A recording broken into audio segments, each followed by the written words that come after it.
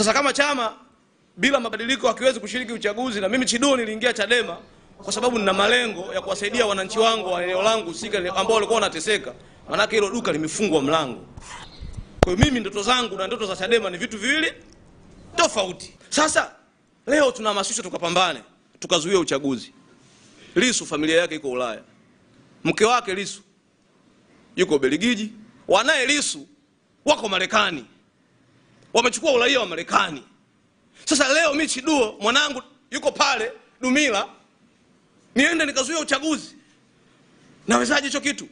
Lema anayezungumza mpaka leo familia yake iko Canada. Waliabeza maliziano ambayo leo maliziano yamemrudisha Lissu, yamemrudisha Lema, yamewarudisha na wengine, na yametufanya hata Chadema leo tupo tena tunaendelea kuwepo kwa sababu ya maliziano.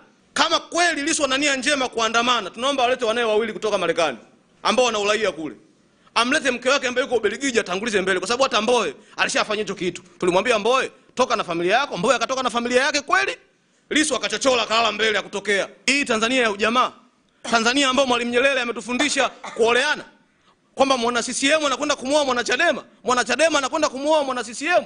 Tunashiriki ndio siasa, lakini bado hatuwezi kuondoka kwenye ule utu wetu na maadili yetu ya Kitanzania.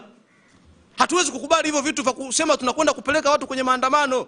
Ni kitu ambacho hakiwezekaniki. Wenzetu wa Kenya walifanikiwa hayo mambo kwa sababu kwanza Mkisumu hawezi kumuoa labda Mjaluo.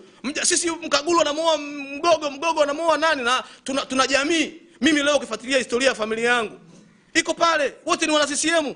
Maana yake ukiniambia nakwenda kuzuia uchaguzi nikamzuie mama yangu siku ya kupiga kura asiende kupiga kura, kama nimkamate mkono nimvute, ni vitu ambavyo haviwezekani.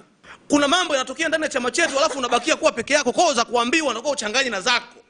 Sio kila jambo ukiambiwa Chiduo ulifanya unaweza kulifanya, sio kweli. Sio issue ya kwenda kuzuia uchaguzi. Kwa hiyo kwa sababu hiyo ninaamua kupisha pembeni, kujivua nyadhifa zangu zote za kiwanachama, zote za kiupenzi, zote za kiushabiki, kubakia Chiduo wa kawaida kabisa.